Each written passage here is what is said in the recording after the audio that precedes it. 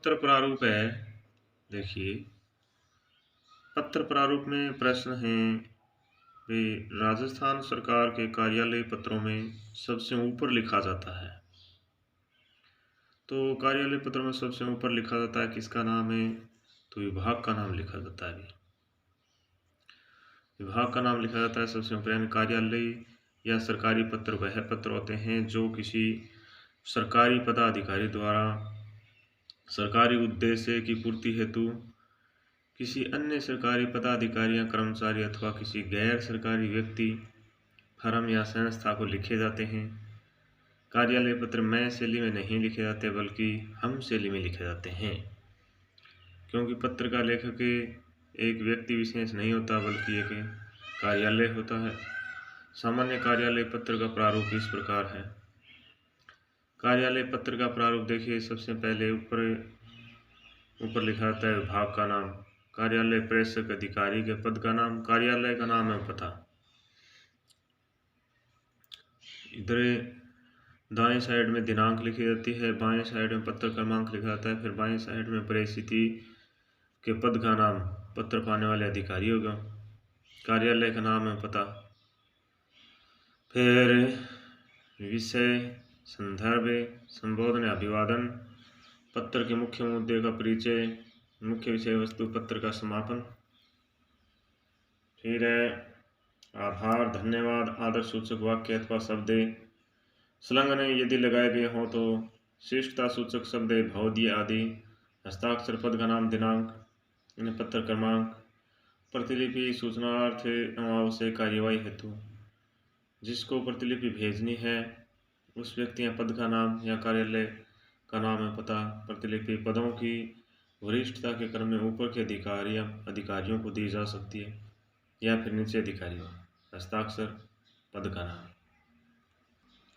आगे प्रश्न है, कार्यालय पत्र का मसौदा लिखते समय सबसे पहले ऊपर किसका उल्लेख किया जाता है? तो पत्र क्रमांक संख्या का। कार्यालय पत्र का मसौदा लिखते समय सबसे पहले पत्र क्रमांक संख्या का उल्लेख किया जाता है। कार्यालय पत्र में अधोलेख में निम्न में क्या नहीं हो सकता है? कार्यालय पत्र में देखिए, प्रेषक का नाम नहीं होता है, अधोलेख में विभाग का नाम होता है, स्थान का उल्लेख होता है, प्रेषित का पद नाम होता है। कार्यालय पत्र में प्रेषक का पद नाम है एवं मंत्रालय के नाम का उल्लेख होता है, जबकि व्यक्तिगत नाम नहीं लिखा जाता है। अच्छा, व्यक्तिगत नाम नहीं लिखा जाता है, प्रेषक का पद नाम लिखा जाता है, विभाग का नाम, स्थान का उल्लेख, प्रेषित का पद नाम, जबकि व्यक्तिगत रूप से प्रेषक का नाम नहीं लिखा जाता है कार्यालय पत्रों में। कार्यालय पत्र के संदर्भ में असत्य क्या होता है? असत्य कथन यानी पत्रांक एवं दिनांक का प्रयोग होता है, सही है। हाशिए से थोड़ा हटकर प्रेषित को संबोधित किया जाता है, सही है। पत्र का पृष्ठांकन किया जाता है, सही है भी। जबकि पत्र सिर से कागज के ऊपर दाएं कोने में लिखा जाता है, पत्र सिर से, ये गलत है। कार्यालय पत्र में पृष्ठांकन किया जाता है, पृष्ठांकन किसी मूल पत्र को प्रेषक भेजने वाला के पास वापस भेजा जा रहा हो अथवा उस पत्र को टिप्पणी के लिए किसी दूसरे मंत्रालय अधीन से कार्यालय में भेजा जा रहा हो तो उस पत्र पर कार्यालय द्वारा की गई कार्यवाही को पृष्ठांकन कहते हैं।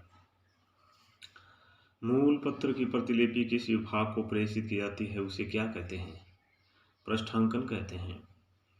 मूल पत्र की प्रतिलिपि किसी विभाग को प्रेषित की जाती है तो उसे पृष्ठांकन कहते हैं।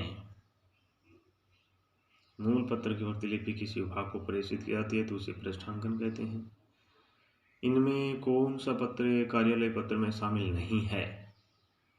तो कार्यालय आदेश है, परिपत्र है, अधिसूचना है, जो कि निमंत्रण पत्र, ये शामिल नहीं है कार्यालय पत्र में। कार्यालय पत्रों की भाषा कैसी होनी चाहिए? कार्यालय पत्र में भाषा देखिए, सरल भाषा, मुहावरेदार भाषा, औपचारिक भाषा, बोलचाल की भाषा। तो कार्यालय पत्रों की भाषा कैसी होनी चाहिए? देखिए, औपचारिक भाषा होनी चाहिए। सरल भाषा, मुहावरेदार भाषा, बोलचाल की भाषा ये नहीं, बल्कि औपचारिक भाषा होनी चाहिए। किसी पद पर नियुक्ति प्राप्त करने हेतु लिखे गए पत्र का प्रारूप होता है परिपत्र, कार्यालय आदेश, प्रार्थना पत्र, आवेदन पत्र। तो आवेदन पत्र होता है। किसी पद पर नियुक्ति प्राप्त करने हेतु लिखे गए पत्र का प्रारूप आवेदन पत्र होता है। नौकरियों के लिए आवेदन करने की प्राय 2 विधियां काम में ली जाती है। व्यक्तिगत आवेदन शैली, इसमें प्रार्थी अपनी योग्यता का परिचय 2-3 अनुच्छेदों में देता है। इसमें नियोक्ता को व्यक्तिगत विश्वास दिलाया जाता है तथा नौकरी का अवसर देने की व्यक्तिगत प्रार्थना की जाती है। निर्धारित प्रपत्र शैली आजकल आवेदन के लिए प्रपत्रात्मक शैली अपनाई जा रही है। इस शैली में सारा परिचय आंकड़े देते हैं तथा आवेदनकर्ता प्राय अंत में अपनी ओर से एकाध वाक्य कहता है। ठीक है। विज्ञप्ति में जारी करने वाले अधिकारी का पदनाम होता है सबसे नीचे दाहिनी ओर। विज्ञप्ति में जारी करने वाले अधिकारी का पदनाम कहाँ होता है? तो सबसे नीचे दाहिनी ओर। विज्ञप्ति में जारी करने वाले अधिकारी का पदनाम सबसे नीचे दाहिनी ओर। विज्ञप्ति से तात्पर्य है भी सूचित करने की क्रिया, यानी सरकारी या गैर सरकारी प्रतिष्ठान अपने किसी निर्णय, निश्चय, घोषणा, निर्देश, योजना आदि से संबंधित सूचनाओं को संबंधित व्यक्तियों, आम जनता तक पहुंचाना चाहते हैं, उसे विज्ञप्ति कहते हैं। विज्ञप्ति तथा अधिसूचना में यंत्र होता है कि यदि कोई सूचना राजपत्र या गजट में प्रकाशित की जाती है तो अधिसूचना, तथा अगर समाचार पत्र में छापी जाती है तो विज्ञप्ति होती है। विज्ञप्ति, इससे कोई सरकारी या निजी संस्था अपने निर्णय आम जनता तक पहुंचाती है। विज्ञप्ति के 6 घटक होते हैं। कार्यालय का नाम व पता विज्ञप्ति के सबसे ऊपर आता है। पत्र क्रमांक के बाईं ओर कार्यालय के नाम व पते के नीचे आता है। दिनांक दाईं ओर कार्यालय के नाम व पते के नीचे आता है। विज्ञप्ति संख्या इसके नीचे मध्य में आती है। विज्ञप्ति संख्या के नीचे विषय आता है। विषय के नीचे विज्ञप्ति की विस्तृत सूचना का उल्लेख किया जाता है। सबसे नीचे दाईं ओर विज्ञप्ति जारी करने वाले अधिकारी का पदनाम आता है। ठीक है। फिर विज्ञप्ति का प्रारूप हो गया, वे कार्यालय का नाम एवं पता, यहाँ दिनांक, यहाँ पत्र क्रमांक, विज्ञप्ति संख्या, विषय का विस्तृत और दाईं ओर नीचे पदनाम। ठीक है। फिर अधिसूचना। अधिसूचना के संबंध में कौन सा अनुच्छेद नहीं है? इसमें सरकारी आदेशों, नियमों आदि की घोषणा की जाती है। सही है। इसका संबंध आम जनता और संबंधित व्यक्तियों से होता है। ये भी सही है। इसे राजपत्र या समाचार पत्रों में प्रकाशित किया जाता है। सही है। यह प्रथम पुरुष शैली में लिखी जाती है। ये गलत है।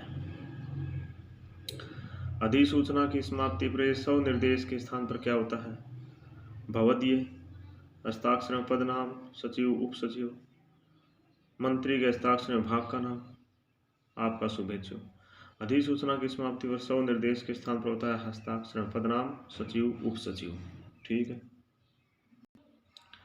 देखिए, अधिसूचना भाई सरकार के राजपत्र गजट में प्रकाशित की जाने वाली सूचना अधिसूचना कहलाती है।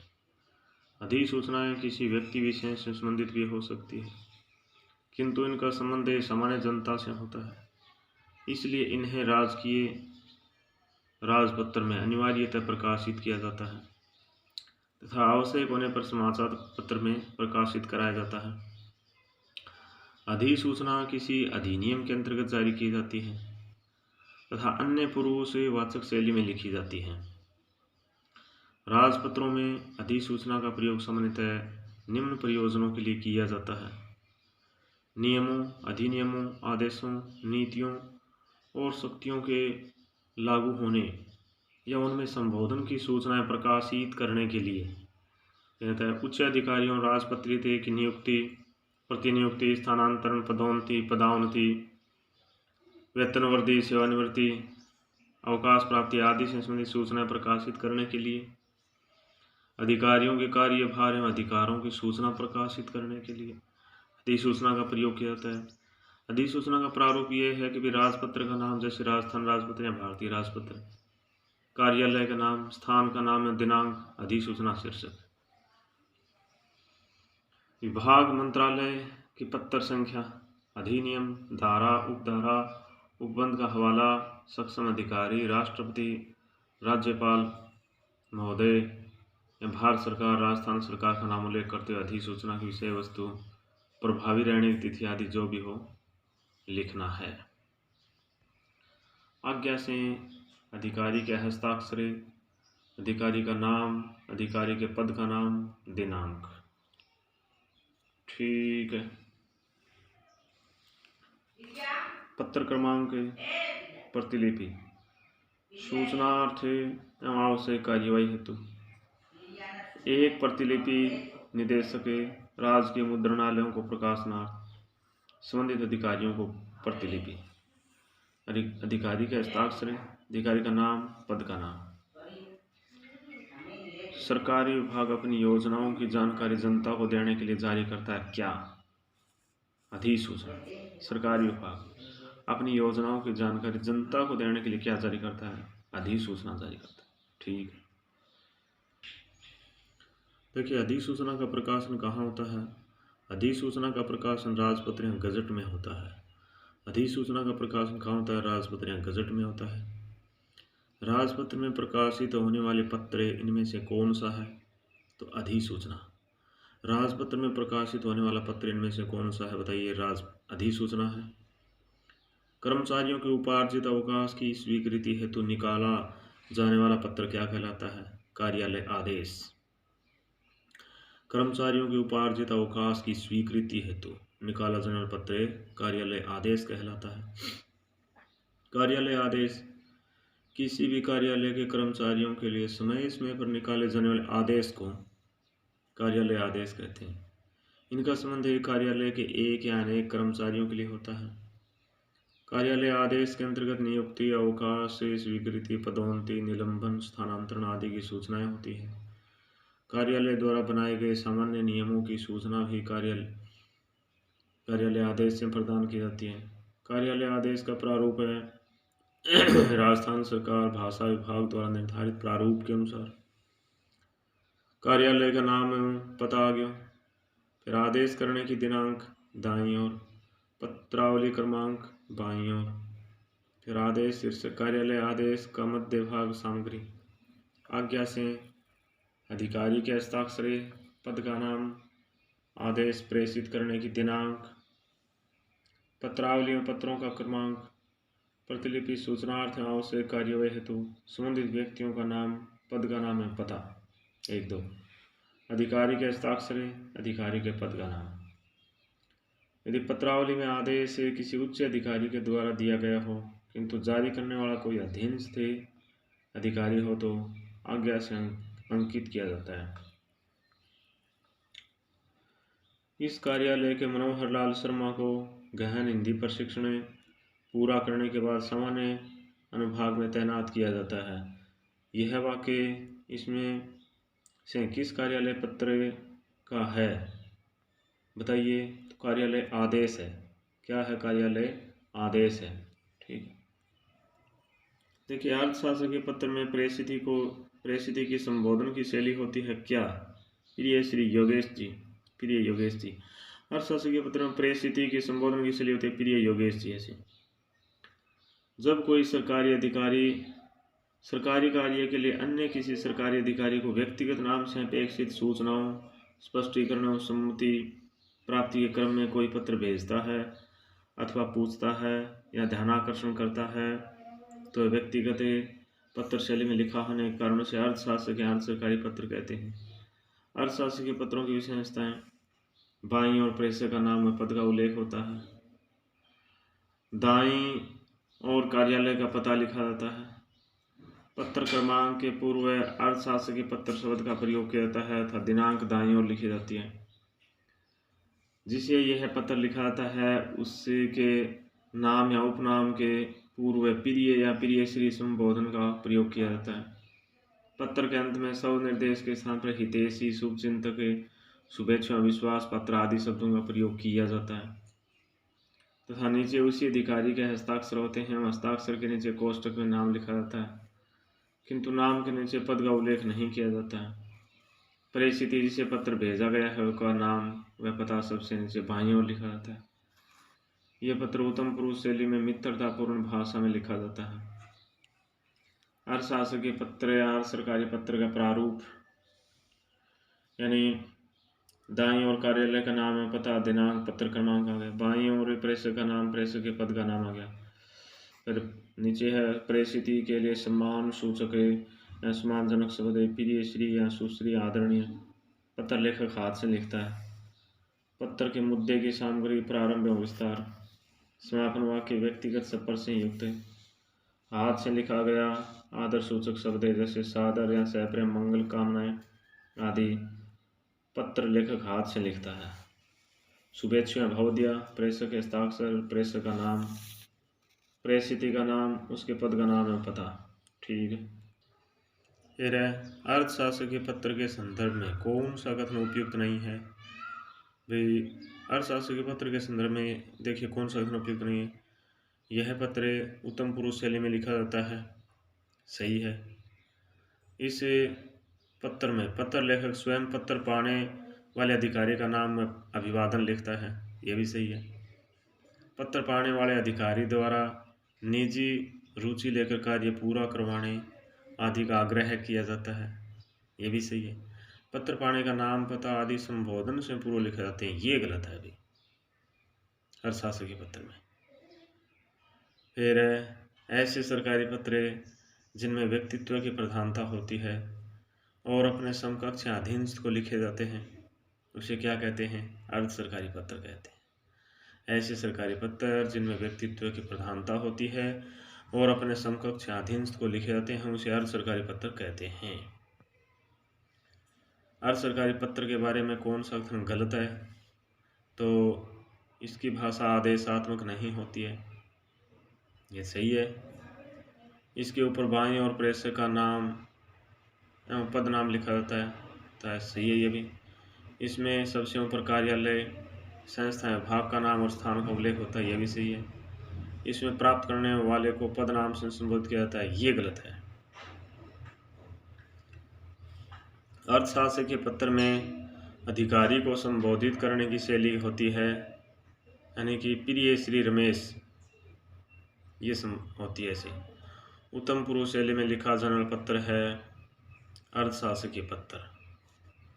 उत्तम पुरुष शैली में लिखा जाने वाला पत्र है अर्थशास्त्रीय पत्र।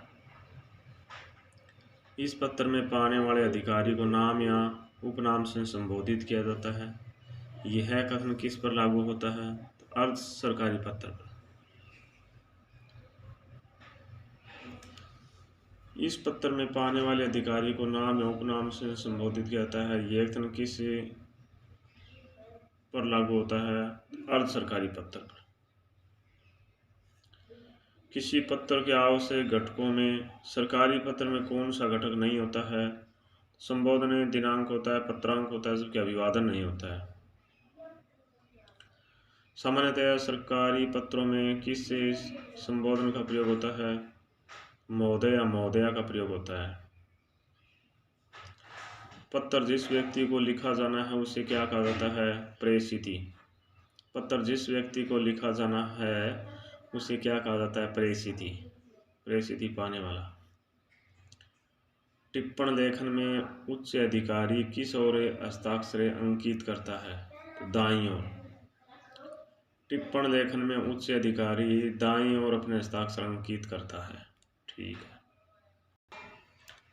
सवरिते बायोडाटा प्रस्तुतिकरण का सही क्रम कौन सा है? देखिए सबसे पहले नाम, पिता का नाम, माता का नाम, जन्म तिथि, वर्तमान पता, ये बायोडाटा सवरिते का सही क्रम है। निविदा सूचना का उद्देश्य क्या होता है? निविदा सूचना का उद्देश्य सामान की आपूर्ति करवाना होता है, सामान की नीलामी करवाना होता है, निर्माण कार्य करवाना होता है, उपयुक्त सब भी होता है। देखिए सरकारी और गैर सरकारी प्रतिष्ठानों द्वारा अपने निर्माण कार्य संपन्न कराने, सामान की आपूर्ति करने, नीलामी आदि के लिए उक्त कार्य कर सकने वाले व्यक्तियों की सूचनार्थ समाचार पत्रों आदि में जो आमंत्रण प्रकाशित किया जाता है उसे निविदा सूचना कहते हैं।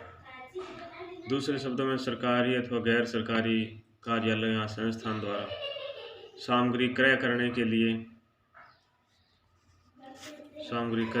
लिए सक्षम एवं समर्थ एवं मान्यता प्राप्त जिनके पास लाइसेंस हो व्यक्तियों या संस्थाओं को निर्धारित शर्तों के अनुसार जो आमंत्रण पत्र भेजे जाते हैं या जिन्हें समाचार पत्रों पर प्रकाशित करवाया जाता है उसे निविदा सूचना कहते हैं। निविदा प्रपत्र का शुल्क, धरोहर राशि और प्रचार के मानदंड समय पर सरकार या संस्थाओं द्वारा निर्धारित किए जाते हैं।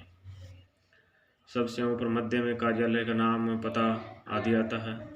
इसके नीचे बाईं ओर पत्र संख्या तथा दाईं ओर दिनांक लिखा जाता है। फिर उसके नीचे मध्य में निविदा सूचना संख्या लिखा जाता है। फिर निविदा का विषय, निविदा प्रस्तुत करने में खोलने के समय का उल्लेख किया जाता है।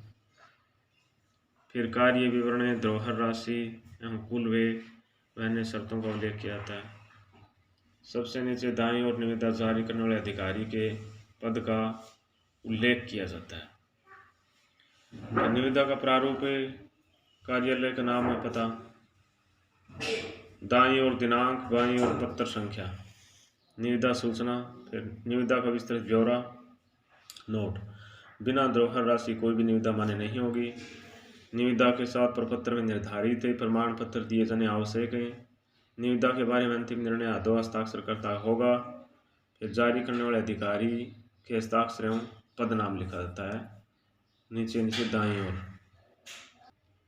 फिर सरकारी प्रतिष्ठानों द्वारा सामान आपूर्ति या निर्माण का आदि कार्यों हेतु इनमें से कौन सा पत्र समाचार पत्रों में प्रकाशित किया जाता है? तो निविदा। वे सरकारी प्रतिष्ठानों द्वारा सामान आपूर्ति या निर्माण कार्य आदि कार्यों हेतु इनमें से निविदा पत्र जो समाचार पत्रों में प्रकाशित किया जाता है। फिर किसी सरकारी सूचना, निर्णय अथवा नीति को यथावत जनता तक पहुंचाने के लिए किसका प्रयोग किया जाता है? तो प्रेस विज्ञप्ति का, जिसमें प्रकाशन की तिथि व समय भी लिखा जाता है। इस तिथि के बाद उसका प्रकाशन किया जा सकता है अथवा प्रकाशनार्थ लिखा जाता है। ठीक है। उद्देश्य: सरकार के किसी निर्णय, प्रस्ताव, आदेश, सूचना को समाचार पत्रों में प्रकाशित करवाकर व्यापक प्रचार प्रसार करना है। प्रेस विज्ञप्ति औपचारिक होती है, अतः इसकी सामग्री यानी मसौदे में कोई परिवर्तन नहीं होता है। संपादक इसे ज्यों का त्यों छापता है, जबकि प्रेस नोट के मसौदे को समाचार संपादक या संपादित या संक्षिप्त सुविधा अनुसार कर सकता है। विज्ञप्ति की सूचना समाचार पत्र में प्रकाशित होती है, इसलिए इसे प्रेस विज्ञप्ति भी कहते हैं। किसी सरकारी सूचना, निर्णय अथवा नीति को यथावत जनता तक पहुंचाने के लिए प्रेस विज्ञप्ति का प्रयोग किया जाता है। प्रेस विज्ञप्ति में प्रकाशन की तिथि व समय भी लिखा जाता है। इस तिथि के बाद उसका प्रकाशन किया जा सकता है अथवा प्रकाशनार्थ लिखा जाता है। तिथि व समय के नीचे प्रेस विज्ञप्ति से संबंधित विषय लिखा जाता है। विषय के नीचे संबंधित विषय का वर्णन किया जाता है। प्रेस विज्ञप्ति में प्रेषक संबोधन नहीं लिखे जाते हैं। मंत्रालय जिससे इसे जारी किया जाता है उसका स्थान व तारीख नीचे बाईं ओर लिखी जाती है। प्रेस विज्ञप्ति जारी करने संबंधित अधिकारी का नाम व पदनाम नीचे दाईं ओर लिखी जाती है। प्रेस विज्ञप्ति जारी करने संबंधित अधिकारी का नाम व पदनाम नीचे दाईं ओर लिखी जाती है। प्रेस विज्ञप्ति का प्रारूप है यानी प्रकाशन की तिथि व समय अथवा प्रकाशनार्थ, विभाग, आयोग व मंत्रालय का नाम में पता, दिनांक दाईं ओर, पत्र क्रमांक बाईं ओर, मध्य भाग जिसमें राज्यों के निर्णय, प्रस्ताव आदि के प्रसारणार्थ, नीचे दाईं ओर अधिकारी का हस्ताक्षर, पद व नाम। ठीक है। आगे है कार्यालय टिप्पणी का प्रयोग होता है किसके लिए? कार्यालय टिप्पणी का प्रयोग होता है किसी निर्णय तक पहुंचने के लिए विद्यमान नियमों या तथ्यों के अनुरूप विचार हेतु। किसी निर्णय तक पहुंचने के लिए विद्यमान नियमों और तथ्यों के अनुरूप विचार हेतु। व्याख्या। कार्यालय टिप्पणी यानी किसी कार्यालय में आए हुए किसी पत्र पर निर्णय करना हो तब कार्यालय के लिपिकों, सहायकों, कार्यालय अधीक्षक एवं अंत में अधिकारी द्वारा उस पत्र का विवरण देकर जो निर्णय या प्रस्ताव लिखा जाता है उसे कार्यालय टिप्पणी कहते हैं। टिप्पणी को प्रस्तुत करने का क्रम निम्नानुसार होना चाहिए। लिपिक, कार्यालय सहायक, कार्यालय अधीक्षक, शाखा प्रभारी, उच्चाधिकारी, कार्यालय अध्यक्ष, फिर पुनः उच्चाधिकारी, शाखा प्रभारी, कार्यालय अधीक्षक, कार्यालय सहायक और लिपिक। टिप्पणी में मुख्य रूप से 4 बातें होती हैं। सबसे ऊपर टिप्पणी का विषय लिख कर कार्यालय में आए हुए किसी के पत्र का क्रमांक, दिनांक व पत्र का सारांश प्रस्तुत करना अथवा कार्यालय के अपनी आवश्यकता अनुसार स्थिति परिस्थिति का यथार्थ विवरण प्रस्तुत करना। जिस मुद्दे पर निर्णय किया जाना है उसका बिंदुवत विवरण व विश्लेषण प्रस्तुत करना है। उस मुद्दे पर या उसी की प्रकृति के अन्य मुद्दों पर पूर्व में की गई कार्यवाही, लिए गए निर्णय एवं संबंधित नियमों का हवाला देना है। फिर उस प्रकरण में अब क्या कार्यवाही की जानी चाहिए इसके संबंध में सुझाव देना। टिप्पणी लिखने में विचाराधीन प्रकरण से संबंधित वे सभी बातें लिखी जानी चाहिए जिनसे उस प्रकरण के संबंध में उच्चाधिकारियों को निर्णय करने में सुविधा हो। इस प्रकार टिप्पणी में एक प्रकरण पर तथ्यों, नियमों, पूर्व में लिए गए निर्णयों, परंपराओं आदि का उल्लेख करते हुए स्थितियों का विश्लेषण करते हुए अपेक्षित कार्यवाही सुझाते हुए दिए गए सुझावों पर अपनी सहमति एवं असहमति देते हुए एक निर्णय तक पहुंचा जाता है।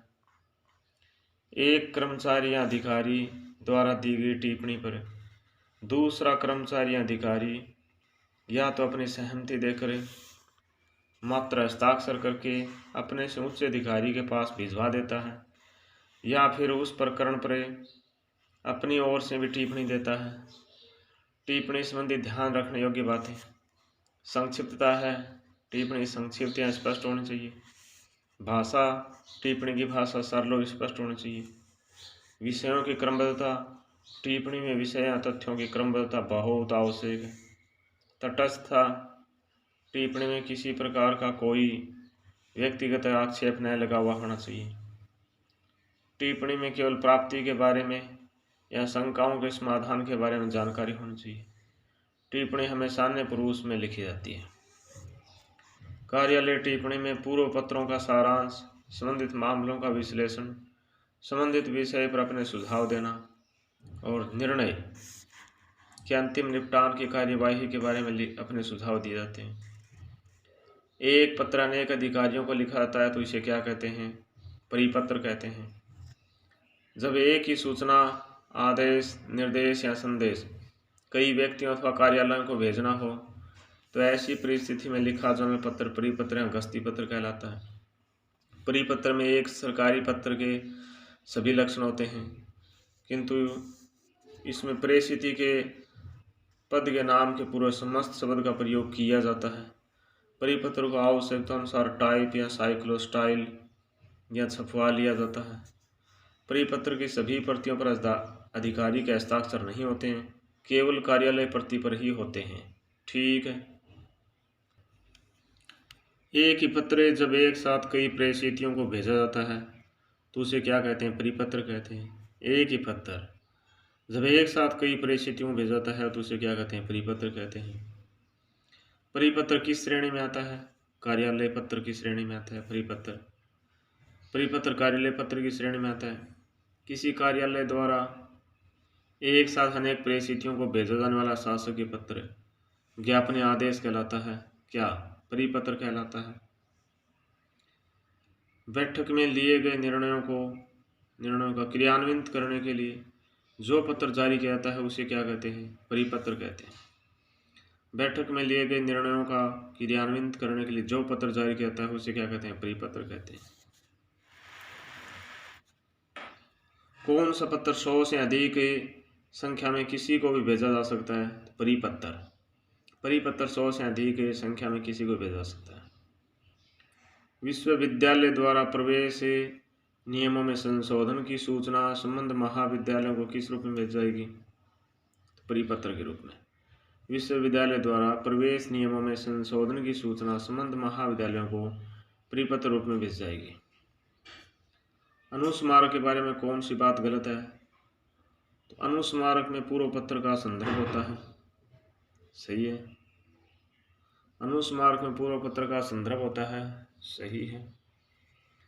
इनमें प्रतिलिपि देने का प्रावधान नहीं होता है, सही है। इनकी भाषा अपेक्षाकृत कठोर होती है, अनुस्मारक, सही है। अनुस्मारक गजट में प्रकाशित होता है, ये गलत है।